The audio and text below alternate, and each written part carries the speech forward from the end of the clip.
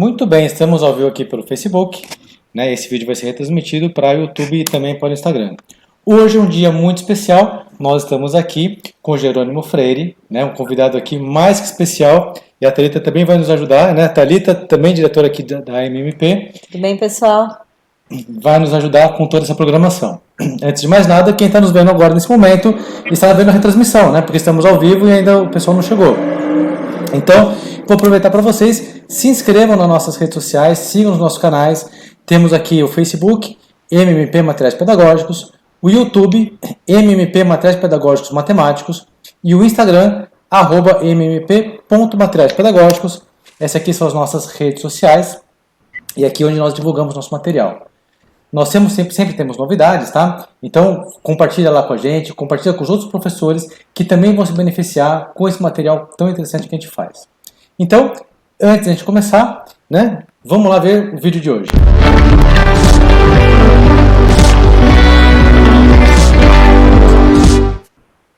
E eu tô aqui meramente ilustrativo, porque quem vai falar muito mais hoje é a Thalita. Tudo bem, ela gosta de falar mesmo. Vai lá, Thalita. É isso aí, pessoal. O César já me apresentou como a falante do grupo, né? Mas não é bem assim. Em primeiro lugar, eu quero agradecer vocês que estão vendo o vídeo, e é uma honra para mim estar hoje aqui nesse bate-papo incrível com o professor Jerônimo Freire. Jerônimo, é um prazer, já faz um tempo que nos conhecemos, a gente vem trocando projetos, estudos, e eu tenho visto cada dia o seu empenho em melhorar a matemática, em melhorar a educação do Brasil, um engajamento com o seu estado incrível. A gente vai falar hoje bastante do seu projeto, sobre a escola sustentável, e o nosso propósito hoje é que mais pessoas conheçam esse projeto, entendam o que está por detrás da gente ter um material até concreto por detrás de situações tão reais, tão cotidianas, de como você conseguiu transformar aí a matemática muito mais prazerosa. Então eu tenho certeza que vai ser um bate-papo incrível. Você é muito bem-vindo aqui no nosso canal e é uma honra receber você conosco aqui hoje. Eu que agradeço ao convite, ao seu convite, Thalita, ao do César. É um prazer poder compartilhar o nosso projeto, né? E falar da importância que a matemática tem no projeto Minha Escola Sustentável. Eu estou à disposição, à sua disposição, à disposição dos ouvintes, né? E eu tenho certeza absoluta que esses minutos aqui serão prazerosos e de troca, né, de ideias, e meio a uma pandemia, né? Mas com essa convicção, com a certeza de que essa crise vai passar e que nós vamos trilhar o caminho aí pela educação de qualidade, né? E aproveitar o momento de refletir para ter uma escola com uma qualidade, né? Com a qualidade da educação. Então, siga a discussão de vocês. E deixa eu perguntar para você. A gente está, igual você já falou para nós, numa situação de pandemia. Então, é algo atípico que tem acontecido aí com o nosso país. E eu queria, antes de mais nada, saber um pouco mais da sua opinião referente aos caminhos da educação agora no pós-pandemia. Qual é o seu olhar para isso? Quais as adaptações que as escolas precisarão fazer para que, de fato, a escola seja sustentável num pós-pandemia, que a matemática seja sustentável num pós-pandemia? Fala um pouco para nós esse seu olhar para esse novo cenário que nós temos na educação. Eu vou tentar, Thalita, a sua pergunta é bem pertinente nesse contexto atual. Eu vou tentar ser o máximo didático e tentar resumir tudo naquilo que eu estou envolvido. Há uma preocupação, sim, no que diz respeito após a crise, como é que nós vamos reestruturar esse novo normal, né? Então, eu tenho conversado com alguns colegas na Europa, principalmente da Espanha, de Portugal. Eu tenho vários colegas parceiros em projetos, e eles têm relatado o que é que os governos, o que as ações dos governos, né, o que é que as escolas estão fazendo. Por quê? A escola é um local de aglomeração. A escola é um local em que as pessoas ficam muito próximas, né? As atividades práticas do professor junto ao alunado envolvem trabalhos em grupos, trabalhos individuais, há momentos de recreação. Tudo isso, nesse novo contexto, tem que ser repensado. E existem normas, padrões, protocolos, né, de segurança, que o primeiro deles é distanciamento no mínimo de 2 metros. Isso é a Organização Mundial de Saúde. E aí você imagina como trazer isso dentro do contexto da escola. Já é uma questão de analisar fisicamente essa situação. As salas já estão cheias, lotadas, não cabe mais ninguém, como é que você vai se passar? Universo público com 40 alunos numa sala, né? Exatamente. Eu estou, no momento, eu consigo conversar com o Jorge Trindade, que é do Instituto Politécnico da Guarda, que é um físico, um grande amigo, colaborador, por sinal já publiquei um livro junto com ele, com o Zenob Saldília, da Universidade Metropolitana do Chile, e eles têm me relatado essa preocupação que primeiro, ao acessar a escola, já começa daí a grande preocupação. Vocês já devem ter visto, também os ouvintes já devem ter visto alguns vídeos aí da China, como é que é aquela preocupação do aluno chegar. Veja bem, se a gente analisar esse contexto com o Brasil, a questão cultural já passa a ser um grande problema. Enquanto que na Ásia, o aluno se cumprimenta de longe, baixando ou com o velho, a mãozinha aqui, a cabeça, no Brasil se abraça, se pega, se beija. Já passa a ser um problemão. Já é espontâneo do nosso povo. Então, é uma questão cultural. Então, há uma preocupação nesses países de dias alternados e das turmas, em razão dessa divisão de espaço físico, né, de dividir as turmas no máximo 15 alunos. E aí nós temos que trazer isso para a nossa realidade aqui no Brasil. Como é que vai ser? Em média, as salas de aulas aqui no Brasil, 50 metros quadrados, para 30, 35, 40 alunos no máximo. Esse é um problemão. Eu vi recentemente com o governo federal, né, saiu no Diário Oficial, uma norma que as escolas poderão utilizar os sábados e os contraturnos. Eu acho isso preocupante. Sim.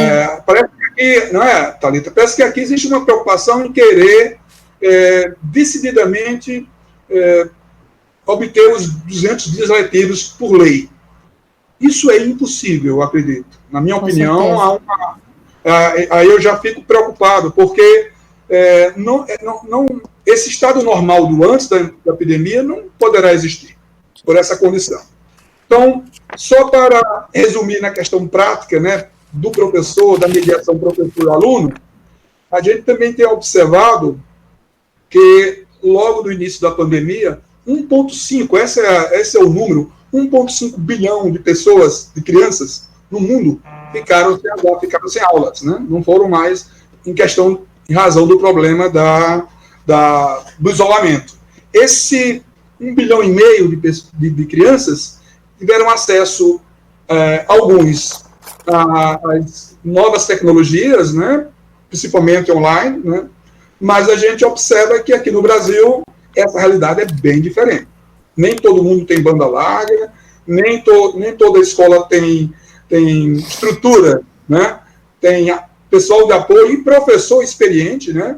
A maior parte dos nossos professores são nativos, para preparar a aula, para passar conteúdos, para avaliar. Então, isso é um problema complexo. Mais que isso, viu, Jerônimo? É uma questão do professor que não está preparado, mas é uma questão também dos pais, porque a maioria das casas, elas têm aí o celular e tem um notebook. Aí eu tenho casa com 2 crianças no mesmo horário de aula, que é o meu caso, né? E como que você faz para acompanhar online 2 crianças simultâneas? Você tem que ter 2 aparelhos, duas internets disputando, são muitos links, muita tecnologia, e não é todo mundo, os pais mesmo que estão antenados nessa tecnologia. Então a perda da aprendizagem da criança, ela é muito grande. O que a gente vem estudando, falando com educadores, com profissionais, assim como você, que principalmente para a educação do Fundamental Fundamental 1, é muito difícil se aprender online. Você não consegue introduzir da forma necessária os conceitos, no nosso caso aqui, no nosso universo, né, os conceitos matemáticos, porque a criança ela não consegue ainda ter esse senso de responsabilidade, fica quieta ali na cadeira, num ambiente que não é o escolar, ter essa noção que ele está como se fosse numa sala de aula, os recursos ainda é tudo muito abstrato na mente da criança, ele ainda não consegue trazer mais para o concreto mesmo a realidade, e isso a gente tem, os professores se esforçam para dar aula, mas é como se todo mundo estivesse fingindo que está tudo bem e fingindo que está aprendendo, quando na verdade só estão cumprindo tabela para dar as horas necessárias, mas de aprendizado efetivo, de falar que uma criança está aprendendo no online, principalmente no Fundamental 1, as do Fundamental 2 já tem um pouco mais do autodidata, já tem um pouco mais esse senso de pesquisa. Então isso tem sido muito prejudicado. Isso é uma cultura que até então não vem sido disseminada no Brasil, que nem os pais, nem a escola, nem os professores ainda estão preparados para isso, e é onde entra um projeto especial como Matemática Sustentável, como os materiais da MMP, que sendo online, não sendo online em casa, você possa ter recursos para fazer com que o seu cérebro traga para a realidade, tire do abstrato e entenda alguns conceitos que o tecnológico não vai suprir. O tecnológico ele vai suprir uma fixação. Você aprendeu, você entendeu o conceito e você vai fazer uma fixação. É perfeito. Agora, para eu aprender, para eu fazer a introdução de um conceito, é muito difícil sem ser num concreto, sem ter uma outra metodologia. Eu acredito, concordo plenamente, Thalita, o que você está colocando, e aqui apenas acrescentar um ponto, por mais tecnologia que você venha utilizar, e olha que eu vou dizer um dado para vocês, eu trabalho com já há algum tempo com algumas tecnologias, e eu me recordo que no início dos anos 2000, aqui em Natal, nós tivemos um evento, que por sinal eu fui o coordenador da Escola do Século XXI. Por sinal, saiu até no Jornal Nacional uma entrevista comigo, né, na ocasião. E neste evento, aí foi uma decisão pessoal minha, eu comprei um óculos de realidade virtual e era simplesmente algo fantástico. Nós chamamos ambientes imersivos e não imersivos. Isso eu estou falando de algo há 20 anos atrás. Tá? Então, desde a realidade virtual, das plataformas de ensino, né, de ensino à distância, como o Moodle, o Teleduc, o Blackboard, todas essas ferramentas que se utiliza do ambiente, né, do ambiente virtual. O que eu posso dizer para você, e isso está na literatura, é que por mais que você crie uma alta tecnologia, sempre ela vai ser pobre se comparado a aquele momento presencial, de contato físico, né, de troca de mão na massa, sempre vai ser. Né? E essa questão da mão da massa, desculpa, te cortei. Essa questão da mão da massa, Jerônimo, as pessoas entendem também que a tecnologia, nesse caso da nossa fala, a gente está falando sim de softwares e essa parte computacional, mas a tecnologia em si, você utiliza muita tecnologia no desenvolvimento de produtos concretos.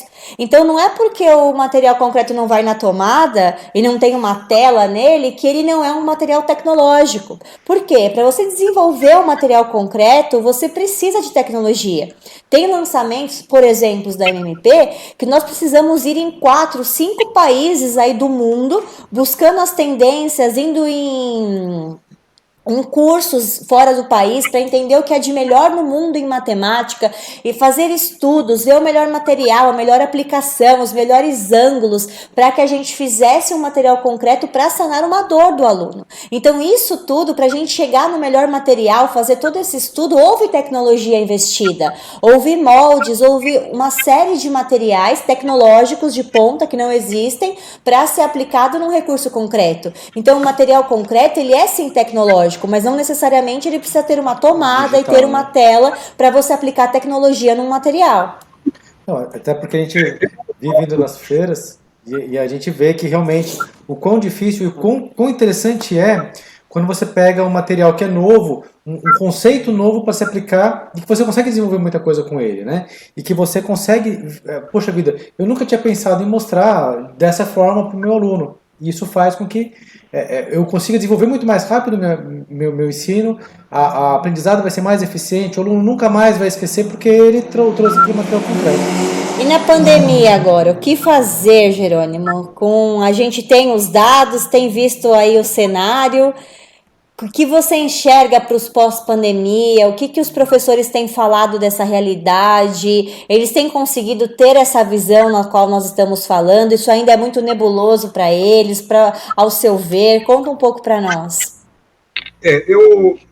Antes de responder essa sua pergunta, só para concluir aquela primeira, eu acho, na minha opinião, e em conversa com alguns outros pesquisadores, que nós sabemos que daqui a alguns meses, se presume que em agosto, setembro, né, há o retorno às aulas.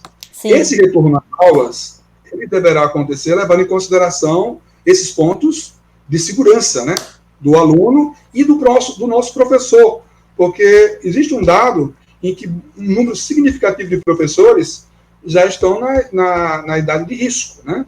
São professores já em final de carreira de aposentadoria. Então, colocar esses professores junto aos alunos é um risco. Bom, mas levando em consideração isso e tirando aquela preocupação em dias letivos, números de horas, que eu acho que não há preocupação, só para resumir, a meu ver, esse ano de 2020, o segundo semestre, tem que ser um semestre de aprendizado. Nós temos que nos preparar para 2021 e 2022. Porque o cenário, nós podemos imaginar 3 possíveis cenários aí. Se a vacina chegar em tempo adequado, né, e provado com a sua eficácia, nós vamos dar uma maior tranquilidade, mas mesmo assim, nós vamos ter, quer queira ou não, nós somos quase 8 bilhões de pessoas no planeta, né? Isso, para vacinar, a gente sabe que é uma logística monumental. Bom, se levarmos em consideração isso, teremos que, eu digo a nível de Brasil, utilizar esses momentos, Thalita, de retorno à sala de aula, aí sim, para mostrar o que é importante em projetos, que eu chamo de projetos de investigação, seja no contexto da ciência, e aproveitar esse momento da questão da epidemia para refletir sobre também outras questões que podem ter também um caráter planetário, que é a questão ambiental. Embora o conceito de sustentabilidade seja um conceito amplo, pela própria ONU, relacionado aos 17 Objetivos do Desenvolvimento Sustentável, no nosso caso, quando se trata da minha escola sustentável, a gente leva muito para a questão mais ambiental, e aí nós temos também problemas sérios de futuro. Então, há uma necessidade das próximas gerações elas serem alfabetizadas cientificamente, e a matemática é uma linguagem, né?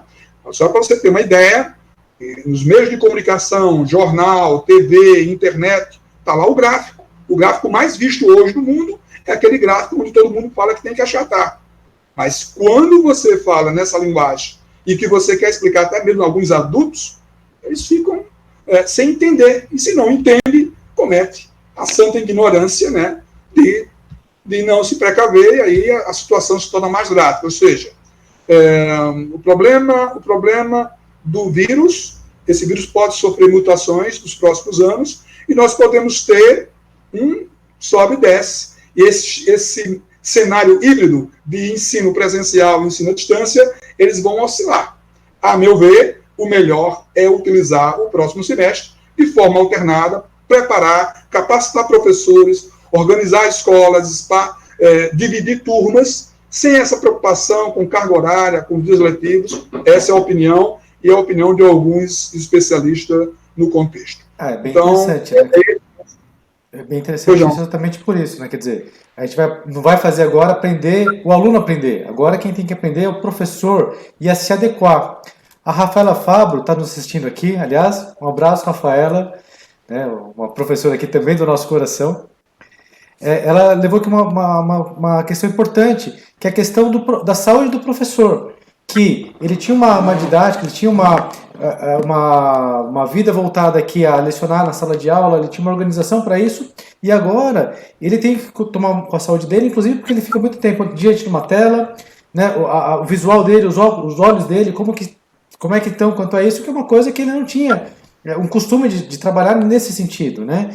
E realmente, o que você falou, no segundo semestre a gente tem que parar um pouquinho para poder o professor também aprender como que vai ser essa nova escola, porque até então a escola tinha muito essa ideia de socialização, né?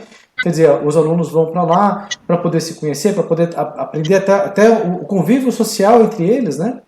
E agora mudou muito, né? Agora, inclusive na escola, até 2 meses atrás, você não podia nem sonhar em levar um celular, porque isso atrapalharia muito a aula. E a realidade é que agora as aulas estão pelo celular, né? Bom, no que diz respeito à prática educativa, Tatiana, com relação à sua pergunta, e as mídias, né, as ferramentas de uso, elas são de extrema importância. É como eu te falei, não existe nenhum ambiente virtual, por mais rico que seja, que substitua, né, o concreto, né? Então, se eu vou trabalhar o aluno unidades de medidas, se eu vou trabalhar o aluno grandezas físicas, né, eu preciso, lá ele vai ter que ver isso e ter a mão na massa, para ter o entendimento, né? O cognitivo dele, ele raciocina assim. Imagina se essa vacina que está aí, todo mundo trabalhando, porque eu acredito que os grandes laboratórios que estão desenvolvendo a vacina não estão desenvolvendo em laboratórios virtuais, são laboratórios reais, são tubos de ensaios reais, são instrumentos palpáveis, né? São visualizações diretas. Tá certo que os dados, as informações, os gráficos circulam pela rede, né? A velocidade da luz. Mas a ciência, essa ciência, que é o que nos vai dar a tranquilidade, né? Nós humanos somos muito resistentes, nós somos resilientes a essas dificuldades, porque a humanidade passa. E nós temos exemplo aí, em 1918, né? A gripe espanhola, temos o ebola, temos vários exemplos que nós passamos.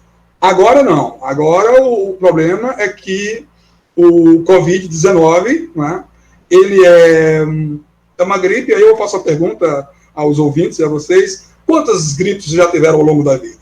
Imagina quantas gripes, né, nós tomamos uma vacina H1N1, eu tomo todo ano. Então, o que é que vai acontecer com esse vírus, o Covid-19? Então, um futuro, nós temos que ser realistas, há um futuro aí, próximo, rápido. Só vou dar um exemplo aqui, bem rápido, quem assiste Fórmula 1 vai entender. Quando numa corrida de Fórmula 1 acontece um grave acidente, entra aquele carro, né, que é o carro que vai... Safety car. Safety car, isso aí.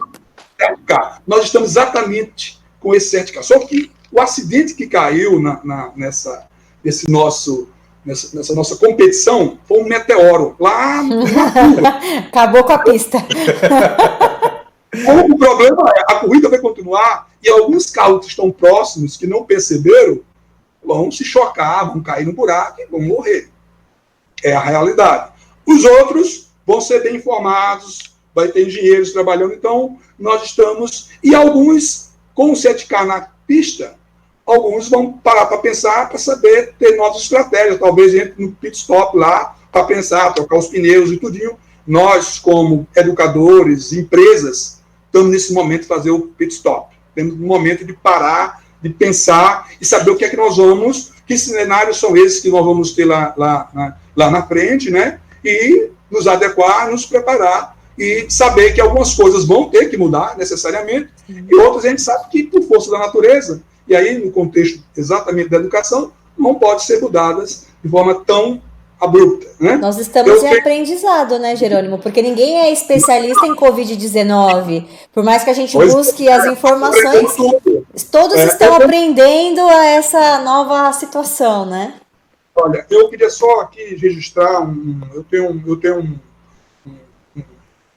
um amigo, sinal é meu compadre, o Dr. Cassiano de Carvalho Neto, que ele é o autor da teoria da educação 4.0.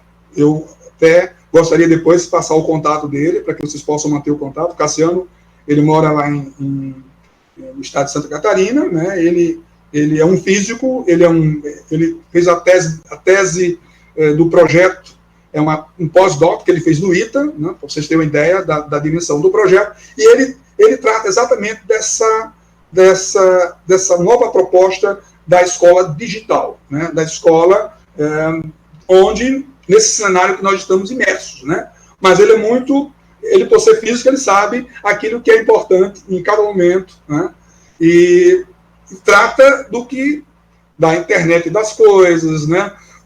Dos projetos investigativos, é tanto que o nosso projeto, Minha Escola é Sustentável, que é esse livro aqui, que nós vamos já falar um pouquinho dele, esse projeto, Minha Escola é Sustentável, está dentro do contexto do projeto da Educação 4.0. Só para finalizar, eu acho que o nosso professor tem que realmente repensar até o final do ano novas estratégias, né? Eu sei que deve estar uma loucura na cabeça do professor, tenho conversado com alguns colegas, o que tem de ferramenta hoje na internet, você baixar Zoom, baixar Google Meet, o que tem de ferramenta, isso cria uma confusão, é uma loucura, né? Mas a metacognição, que é o conhecimento do conhecimento, né? Às vezes nos força a aprender pelas necessidades. A natureza é a mãe de todas as coisas.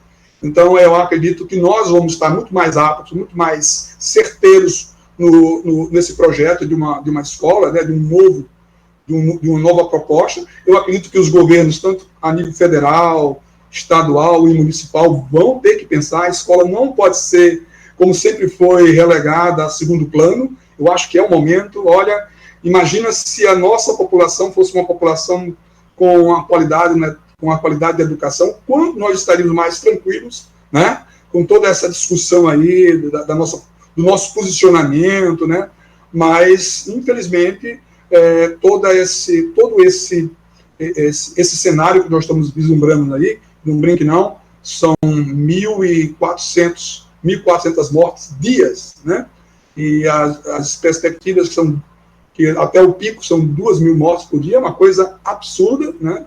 É uma coisa absurda, ficar triste mesmo, né? Mas nós precisamos aprender e sermos mais fortes, né? E a escola precisa ser repensada, a meu ver, tem que ser repensada, tem que ser dada uma ajuda ao professor, tem que dar condições que a escola... Se você fotografar, e vocês que viajam muito pela Europa, eu quando tenho a oportunidade de visitar esses países como Portugal, Espanha, Alemanha, que eu já estive presente, eu faço questão não só de ir aos museus, mas principalmente ir às escolas, para conhecer as escolas, e é interessante que essas escolas, quando você entra numa sala de aula de uma dessas escolas, você vê a monumental diferença que tem da maioria das escolas aqui do Brasil. Aqui no Brasil só tem a lousa e as carteiras, e olhe lá quando tem carteira, quando o aluno não senta no chão. Nos locais onde você visita, tem armários, tem isso aqui, ó, isto aqui, são equipamentos lúdicos, prazerosos para aprender matemática, né? E não adianta ter o kit de área e volumes para aprender isso na lousa. Não faz sentido, o volume é 3D, tem que pegar, tem que colocar areia, tem que colocar água, tem que ser experiência sensorial também, né, Jerônimo? Você ter o tato, a visão, você colocar os sentidos ali para funcionar. Como transformar isso em sustentável? Como é esse projeto da escola sustentável? De que forma que esses materiais concretos estão agregados nisso? Conta um pouco para nós desse projeto incrível que você tem. Bom, eu vou dar um pouquinho do histórico. Na realidade, o projeto Minha Escola Sustentável, ele teve quase um nascimento em 2008, e foi aí na Educar, que eu estive na Educar, apresentando um projeto chamado Laboratório Móvel de Ensino de Ciências. Era uma caixinha, na realidade era aqueles carrinhos daqui bom, logo no início, onde eu tinha vários equipamentos, né? E o projeto LIMEC, ele trabalhava 3 eixos temáticos, que era água, na época eu chamava o módulo da água, o módulo da energia, e o terceiro módulo, hoje o pessoal brinca quando eu dizia que era o módulo do lixo, que era para estudar a poluição, a questão da poluição, né? Só que, a partir de 2008 para cá, essa preocupação ambiental e o conceito de sustentabilidade teve uma repercussão tão alta que eu tomei a iniciativa de, bom, vou fazer um projeto que consta de livro. Então, na realidade, este livro que vocês estão vendo aqui é o livro o azul, que é para o Fundamental 2. Nós temos nesse livro o módulo da água, o módulo da energia, o módulo da poluição, nesse livro, mais especificamente, a poluição sonora, vou já explicar por que sonora e ambiental do ar, a poluição do ar, e no final nós temos, entra a questão dos sensores para fazer essas medições em tempo real, né? E também a parte da educação ambiental, porque eu tenho um projeto junto à Prefeitura aqui de Natal.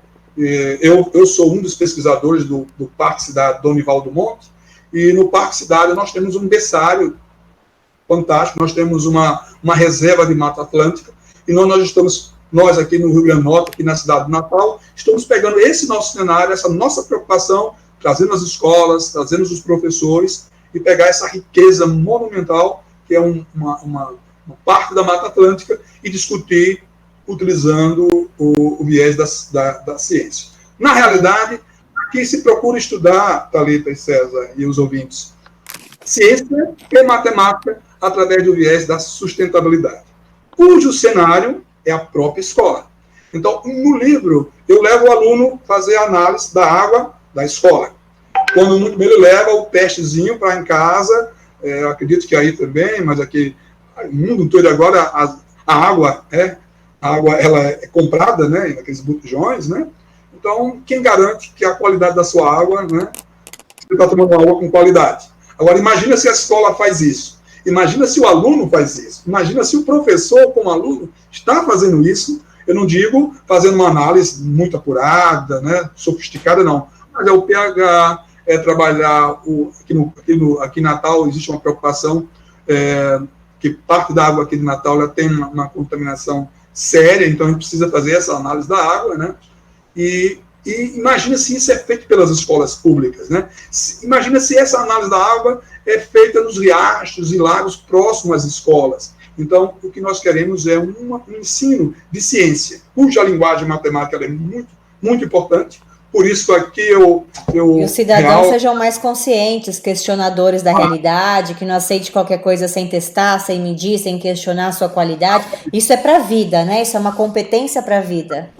É formação de cidadão, né? E aí o seguinte, aquele ensino tão teórico, tão na lousa, que a gente quer passar para o gráfico, dizer para ele que são números. O que se procura conhecer a natureza é através de uma linguagem, e a matemática é a linguagem. Então, se queremos trabalhar gráfico, está aqui, eu indico esse projeto da NMP, que é a prancha para gráficos, isso aqui é por alunos. Eu quero parabenizar a vocês, né, a empresa, por desenvolver isso aqui, é prática para o aluno, isso aqui é interessante poder trabalhar. Eu tenho feito, Thalita, projetos com a matemática, e eu já me reportei a vocês de interesse de fazer também com os produtos da NP. O ano de 2018, eu publiquei um artigo, o projeto que eu desenvolvi é a Olimpíada de Matemática, e esse projeto foram desenvolvidos com os kits do CIDEP. O CIDEP também é meu parceiro, é um dos patrocinadores do projeto. Nós temos nesse projeto patrocínios de empresas de instalação de painéis fotovoltaicos, como a Condensol, do estado do Ceará, de Fortaleza, que são engenheiros que acreditam no projeto, e quando eles vão instalar os sistemas fotovoltaicos nas escolas, eles levam o nosso projeto como um projeto de responsabilidade social, para que ele possa trabalhar junto ao alunado da escola os conceitos de energia fotovoltaica, energia eólica e assim por diante. Temos também a Dia Solares, que é uma empresa também aqui do Rio Grande do Norte, que também é nosso parceiro. Temos a Alpha Kit, que é uma empresa de Santa Catarina, que produz os kits de análise da água e outros projetos, como a boneabilidade, né? E eu tenho certeza absoluta, né? Já trabalho há algum tempo com os projetos da NP, que nós vamos ter a marca da NP nos próximos livros, já que o projeto Minha Escola Sustentável, o livro azul é Fundamental 1, o verde é o ensino médio, o ensino técnico, e o livro vermelhinho é o livro do Fundamental 1. O azul, perdão, é do Fundamental 2. Então, é um projeto de oficinas ou curso, depende de como é que ele é implantado na escola. A escola nos convida, ou uma secretaria de educação, a uma reunião com os gestores. Aqui é uma proposta, de fato, da Minha Escola Sustentável, para trabalhar o conteúdo, só que o conteúdo de matemática ou o conteúdo de ciência não é visto no livro. Esse livro, vocês devem estar recebendo nos próximos dias, que eu mandei para vocês. Esse livro, você não vê nenhuma equação no livro, nada. Olha. Aqui é elas só dados, números. Quem vai chegar nas equações é o aluno.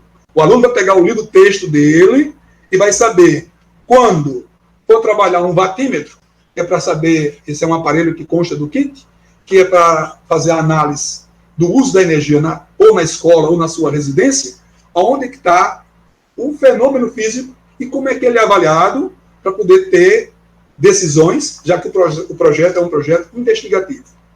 Esse é um projeto de investigação. Eu costumo dizer que esse nosso livro aqui é um livro de perguntas. É um livro que faz o aluno questionar, perguntar. E mais, é para chegar em casa e abrir e discutir com o papai e mamãe a questão do uso da energia, do uso da água, da discussão, se possível até ajudar a mamãe a lavar a louça, porque às vezes quando é lavada a louça ou pela secretária, ou pela mamãe ou pelo papai, o aluno vai começar a observar que está se gastando água demais. Então ele vem com aconselhamento e também o uso do lixo, né? O livro, quando entra na parte da poluição, nós discutimos a poluição, da questão da poluição sonora, porque o ruído na sala de aula interfere no processo de aprendizagem. Então nós temos aqui um decibelímetro. Então acompanha o kit um decibelímetro. Também nós temos um decibelímetro que é um aplicativo. Então tem um QR Code, que o aluno com o seu celular baixa o equipamento e ele usa esse equipamento para fazer medições. Tem outros aplicativos também do projeto, que ele é rico no sentido do uso das tecnologias, mas também ele é rico porque ele tem como proposta, como propósito, dar um embasamento, né, e dar uma consciência cidadã. Só para um ponto que eu acabei não mencionando, que é muito importante, todos os módulos, no início de cada módulo, nós temos quais as habilidades do BNCC que são indicadas como importantes para que o professor trabalhe com o aluno naquele processo de investigação. Aqui, no final do livro, no apêndice, nós temos todas as habilidades da matemática. O que é importante da matemática ser trabalhado sobre cada processo de investigação. Legal. Seja da água, seja da energia, seja da poluição, seja a questão da educação ambiental lá no Parque Dom Nivaldo Monte. Então, nós trabalhamos já com essa fundamentação do BNCC, como também nós trabalhamos em cada módulo, em cada experimento, está lá qual dos 17 objetivos do desenvolvimento sustentável, aquele material, aquele processo investigativo está direcionado. Então, é um projeto de participação, é um projeto de mão na massa, é um projeto de tecnologias. Há aqui várias formas de trabalhar o aluno à distância, né? Porque nós temos alguns games, Thalita e César, alguns games, por exemplo, o aluno ele é levado a refletir na montagem de um parque eólico aqui no litoral aqui do Rio Grande do Norte, primeiro lugar em instalações de parques eólicos na América Latina, para vocês terem uma ideia, né?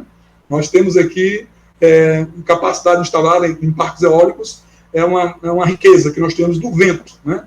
Enquanto alguns estão pensando no pré-sol, nós temos aqui, além do pré-sal, nós temos além do pré-sol, que é com a energia fotovoltaica, nós temos uma qualidade de vento fantástica. Então, nós temos projetos de desenvolvimento com esses equipamentos, para desenvolver junto aos alunos, para mostrar a realidade e a economia do nosso Estado. Então, ele é bem, eu vou dizer que é um ensino pragmático. Eu não sei se eu fui suficiente didático em poder falar em tão pouco tempo qual é a nossa proposta, mas eu fico agora aberto às perguntas de vocês aí, que vocês acharem mais. Muito legal. Vou pedir então para o pessoal escrever aqui nos comentários, né? Se alguém tiver alguma pergunta para fazer para a gente, coloca aqui nos comentários para a gente poder, aí até o final aqui da nossa live, a gente poder fazer. Mas é muito interessante isso que o Jerônimo falou, de você trazer não só o material, não só o conhecimento pelo conhecimento, mas como você aplica ele para a realidade. Eu falo isso com muita propriedade porque a gente, com material de matemática, a gente vê a dificuldade que é do aluno entender a matemática, porque a matemática é abstrata. E se aquilo não tiver relação com a vida dele, se não tiver uma relação com o mundo que o aluno vive, ele tem contato, ele não vai conseguir entender tão fácil. Por isso que esses materiais, né, quer dizer, esses projetos fazem com que o aluno vai trazer para a realidade dele, para algo que vai entrar no cotidiano dele, que é a vida, né, quer dizer, ele vai pegar uma contagem através de umas bolinhas, através de fichas, enfim, ele vai ter esse auxílio, essa ferramenta didática, né, como por exemplo o material dourado, que para ensinar o sistema decimal ele vai lá e troca os quadradinhos pelo palito, e aquilo, o que antes era algo totalmente abstrato, agora ele traz para a realidade, né? E esses elementos físicos também, como o barulho, né?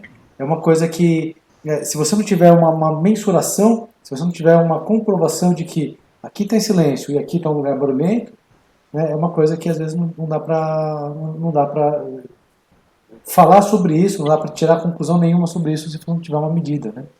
E essa questão de exemplos, de realidades, de algo aplicado também, é uma coisa engraçada que eu vou falar aqui, que eu me lembrei quando você comentou, por exemplo, do estudo da água, de você lavar uma louça, né? Hoje em dia a gente tem aí a máquina de lavar louça que nos ajuda, algumas ferramentas, mas a gente usa várias situações para trazer a realidade. Eu imagino, por exemplo, a minha filha aprendendo sobre essa questão da água relacionada a lavar louça.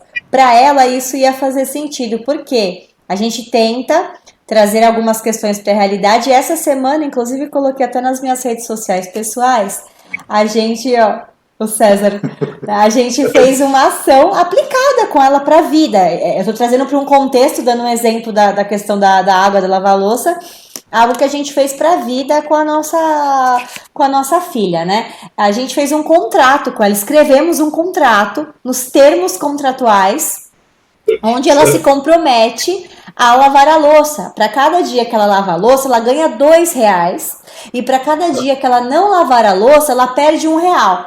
Então, só com essa brincadeira aplicada, uma brincadeira lá em casa, ela já começa a fazer conta de mais e menos, para ela fazer os cálculos do quanto ela conseguir de recurso financeiro em uma semana. E quanto mais ela se esforçar, mais ela vai ter o ganho. Quando ela deixa de cumprir com a obrigação, ela tem o quê? Um ônus, ela perde.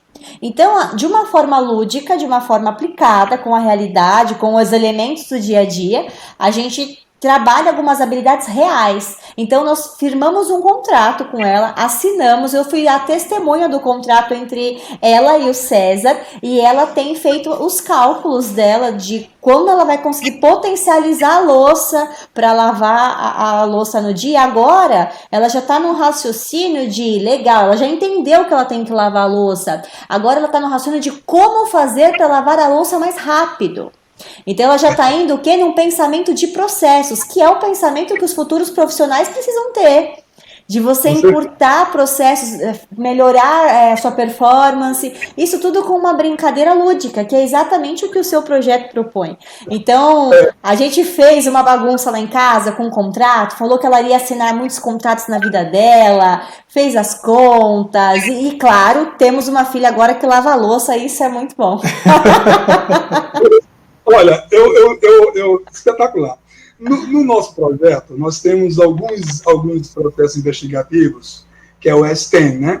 Que é ciência, tecnologia, né? Tecnologia matemática, né? Então, existe uma brincadeira aqui que é construir um carrinho movido à energia do vento. Só que o aluno é uma competição. Eles vão ter que eles têm não pode ser maior do que uma folha A4, então o design, né, o tamanho das rodinhas, tudo tem que levar em consideração. Então, é um projeto simples, é um projeto que com cartolinas você resolve. Mas nós temos também projetos, e aí eu acabei não acrescentando na minha fala, mas peço desculpas, eu quero acrescentar agora, porque infelizmente ele não está aqui presente, porque ele está com outro compromisso, mas o meu filho, o Pedro Henrique, que é um dos autores do livro, do projeto, ele é da engenharia mecatrônica. Então, ele é o responsável pela parte da implantação dos sensores que são trabalhados através da tecnologia Arduino, que é uma tecnologia free, né, dos sensores. Então, nós num projeto mais avançado, nós trabalhamos com os alunos a questão de programação. Então, o aluno é programado para colocar sensores de dióxido de carbono, e aí coloca no professor que vai de moto para a escola, lá na moto dele, né, para saber o que é que a moto dele está, né, poluindo o ambiente. Então, é feito lá, ou seja, tudo é pragmático, tudo é pensando na escola, o que está se poluindo na escola, e assim por diante. Mas, voltando aí, dando os parabéns a vocês, pensando bem, coloca outros desafios para ela. Bom, qual o volume de água que está saindo por minuto? É porque no nosso projeto, a gente associa a questão dos números, né, às questões pragmáticas, né? E aí a ideia é pegar depois mostra para ela o boleto da concessionária de água e dizer, ó, nós gastamos de água por dia. De água. Será que você não ajuda a gente a economizar no mês que vem? Porque a ideia do projeto é essa. Aqui nós temos não só solicitado ao aluno o boleto da residência dele, da concessionária da água e da energia, porque a gente quer exatamente economizar. A economia em si, ela faz parte da eficiência, né? E enquanto você está economizando, você está deixando aí, você está colaborando com a pegada do carbono aí, né? Então, é um projeto. Quando eu coloquei para vocês para a live ter o título de Matemática Sustentável, é que a nossa matemática que nós pensamos aqui, toda ela vem através desses gráficos, dessas tabelas, dessas análises, que levam ao aluno, que só com os números e com a matemática, e com as funções, com as interpretações que eles vão ter, e com a ajuda de equipamentos lúdicos, né, de equipamentos que são, que a mão na massa, que são palpáveis, vai dar a ele ao entendimento e dar depois a contribuição, que é uma atitude dele como aluno, junto à sua família ou junto à escola, e vai se analisar o contexto da escola, né? Se a escola está gastando mais energia, se está gastando mais água, e bom, o diretor ou o mantenedor vai adorar, porque isso vai ser contextualizado. Imagina, vai ser contextualizado o ruído da escola, mas o ruído não é porque alguém pediu para calar a boca, não, é porque ele vai entender que quanto menor o ruído, que ele vai ver lá no decibelímetro dele, lá através do celular, e que ele vai anotar, ele vai ver que o entendimento da aula de matemática pelo professor é bem melhor. Então, ele captou mais. Vai correlacionar os dados. Está relacionado. Ele sabe que aquele aluno que está mais próximo ao professor, no início da turma, na sala, na frente, capta mais o som. Aquele que está lá atrás, que às vezes gosta de brincar, não vai ouvir nada. E isso se começa a se discutir, a se pensar. E aí o ensino vai ter sentido. O ensino de ciências e de matemática fazendo sentido.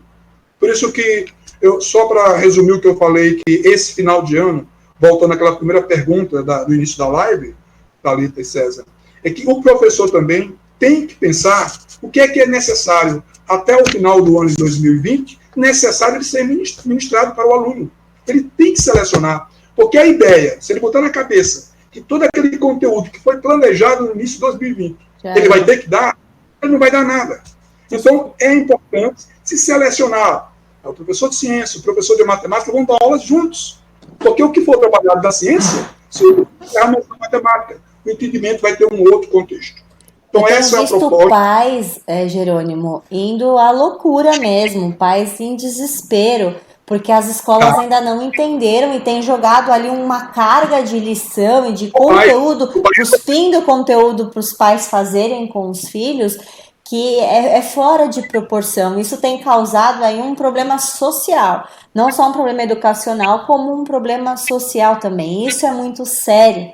A nossa fala aqui, nessa live, é mostrar os projetos. Nosso propósito dessa live não é em vender produto para ninguém, mas é mostrar que recursos pedagógicos, que projetos como esse faz com que o aluno se torne alguém consciente, se torne, não é um exemplo, né, que o Jerônimo mostrou do kit áreas e volumes, não é que com esse material vai acontecer um milagre, não, ele vai desenvolver competências e habilidades mentais ali de raciocínio lógico que vai usar para a vida, que vai destravar em outras áreas, assim, essa questão prática, que é o que a gente tem falado no comportamento pós-pandemia. Se a gente não quebrar alguns conceitos de não é a questão da quantidade de conteúdo, e sim da qualidade e das competências que a gente consegue colocar num conteúdo só, a gente vai sofrer. Então tem como, sim, trazer um aprendizado ainda para o segundo semestre, só que de uma forma mais sustentável e de uma forma mais prática, aplicada. Eu tenho lá na minha diretriz do MEC, na BNCC, que eu tenho que trabalhar 8 habilidades. Legal, eu tenho um recurso pedagógico que eu consigo trabalhar as 8 em 1, 2 aulas. Eu não preciso usar 8 aulas, 300 horas para aprender essa mesma habilidade, que um material lúdico concreto consegue trabalhar. Então é isso que a gente quer despertar nas escolas, que a gente quer despertar nos professores, nos educadores, para esse novo modelo de escola sustentável, de matemática sustentável, com esse tipo de situação mais pragmática, para que a gente consiga realmente, as pessoas do futuro, muitas das profissões do futuro nós nem sabemos que existe hoje. Os nossos filhos não vão trabalhar nas mesmas profissões que nós agora. E nós não estamos preparando eles para serem essas pessoas do futuro com a metodologia tradicional de educação. Então é algo, sim, para a gente pensar um pouquinho fora da caixa, para a gente explorar os recursos que nós temos disponível de fácil acesso e fazer a diferença nesse pós-pandemia. Eu acredito que nós temos que tirar alguma coisa positiva, né? Temos que tirar. E eu acredito que, tenho trabalhado nisso, tenho publicado alguns artigos, eu até acho que devo ter encaminhado para o WhatsApp de vocês, e gostaria depois de compartilhar com os ouvintes esses artigos, esses 3 que eu estou escrevendo também, Thalita e César, eu vou encaminhar para que vocês possam colocar nas redes sociais da empresa. E o que eu acho é o seguinte, nós precisamos ter uma agenda positiva para o pós-Covid-19, da pandemia. E eu acredito que passa pela qualidade da educação.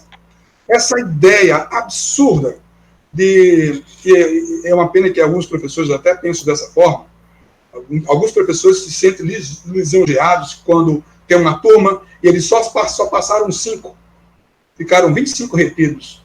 Isso eu acho um absurdo quando o professor diz. O meu conceito é diferente. Tem que passar os 30. Nós temos que voltar com uma educação que os 30 sejam não aprovados. Não deixar ninguém para trás. Não. Tem que usar estratégias de aprendizagem, materiais lúdicos, né? Ferramentas online. Tem que ser um sistema. O ensino não pode ser mais só aquele presencial da lousa do professor, né? Do aluno na frente, ouvindo, reproduzindo, repetindo, memorizando. Não. Tem que ser, o professor tem que ter um papel importante para... A escola tem que ser realmente responsabilizada por isso. A escola, além da responsabilidade, ela tem que ter, a sociedade tem que dar o mérito para a escola, né? Nós estamos perdendo isso aí, o valor da escola, e isso repercute no meio do aluno e na sociedade. Então, nós temos que ver isso. Alguns gestores estão sendo irresponsáveis, porque não estão levando a sério isso, a meu ver. Isso tem um preço. Está aqui o preço, nós estamos vendo aí, pela total ignorância, boa parte da população.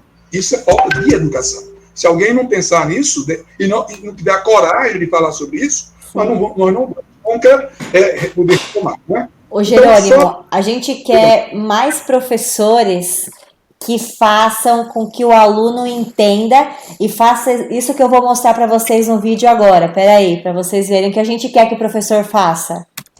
Ok. É isso que a gente quer que ouvir dos nossos alunos, né? Aquela cena de todo mundo assim, que legal. Bom, a Rafaela Fabro comentou também mais uma vez aqui que ela amou o contrato, a gente fez uma coisa bem legal. Eu não imaginei que você ia falar disso, desse contrato, mas foi uma coisa bem bacana. Mas o comentário aqui, que o Jerônimo comentou, né, não use o decibelímetro na aula de jogos, tá bom? Se os alunos forem usar jogos, esquece essa história, porque o barulho vai ser... Mas esse barulho é diferente do momento que o professor explica. Porque o professor explica, todo mundo tem que estar ouvindo. Agora, a interação dos alunos vai gerar barulho, o coordenador vai ficar louco, isso é normal, tá bom? Vai falar, o que aconteceu aqui? Estão derrubando minha sala de aula aqui, né? O que estão fazendo aqui? Mas isso uma aula sepulcral, né? Aquele silêncio absoluto, não pode, né? Não, isso aí. Mas eu menciono no sentido, na forma em que o professor está no processo de mediação, na discussão de um conteúdo, se na trigonometria ali, e aquela zoada, ninguém vai entender nada. Não, exatamente. Na hora que ele está passando com conceitos e passando uma coisa importante, é fundamental que o aluno preste atenção na hora do jogo, né? Segura aí a turma. Guarda esse material. Que legal. Não parece, mas nós já estamos aqui com mais de 50 minutos aqui ao vivo. A gente vai se preparar aqui para encerrar. Você pode começar então. Quiser fazer umas considerações finais aqui para a gente poder encerrar aqui a nossa live de hoje. Bom, primeiro, agradecer. Eu tinha certeza absoluta que ia ser. Eu me senti, né? Foi prazeroso esses minutos que nós estamos aqui discutindo, falando sobre, né, sobre essa situação e sobre a educação. Dizer que eu acredito que a crise vai passar e que nós vamos encarar o novo aí que vem, né? Temos que repensar a educação. Eu acredito que nós podemos fazer uma agenda positiva e de pensar uma educação mais de uma formação do cidadão, cidadã, pensando nas questões ambientais, na questão da sustentabilidade, né? Eu acho que se a gente puder... alguns países têm colocado isso como premissa, né? Como a Alemanha, a Dinamarca. Esses países têm obrigado até os bancos que vão financiar as empresas, que elas que recebam esse financiamento, mas que elas retirem alguns pontos negativos que poluem o ambiente, como a questão do plástico, né? A questão dos combustíveis fósseis, né? Então, essas empresas não podem mais estar recebendo esses vultosos, né, ajuda do governo para a questão que vai deixar frágeis, né? E que a gente pode, no futuro, ser surpreendidos não por um vírus, mas por uma questão climática, né? Uma questão de ordem climática, a elevação né, a questão dos oceanos, que boa parte das cidades litorâneas podem sofrer, né, danos irreversíveis. Então, a gente tem que fazer uma agenda positiva, essa é a minha opinião, e eu acho que o projeto Minha Escola é Sustentável tem esse compromisso. Tornar o ensino de ciência e matemática mais prazeroso, e, por ser prazeroso, utilizar esse ponto, né, esse ponto de interesse, de contextualização, que são as questões relacionadas à água, à energia, à poluição do ar, à poluição do som, né, e colocar um pouco também principalmente da internet das coisas, das novas tecnologias. Só um dado. Imagina, o pessoal está falando em robô, eu sempre tinha um pé atrás com robô, mas eu me convenci essa semana que eu acredito que até os próximos 10 anos nós vamos ter robô aí lavando a louça. Olha aí. Ixi, minha filha vai perder a função. Porque a robótica ela vai crescer assustadora, porque é isso aqui é a preocupação. Os robôs vão substituir funções humanas de contato, né? Sim. Porque a economia não pode parar, porque a gente sabe que... E cabe a nós desenvolver esse raciocínio lógico nos nossos alunos, né?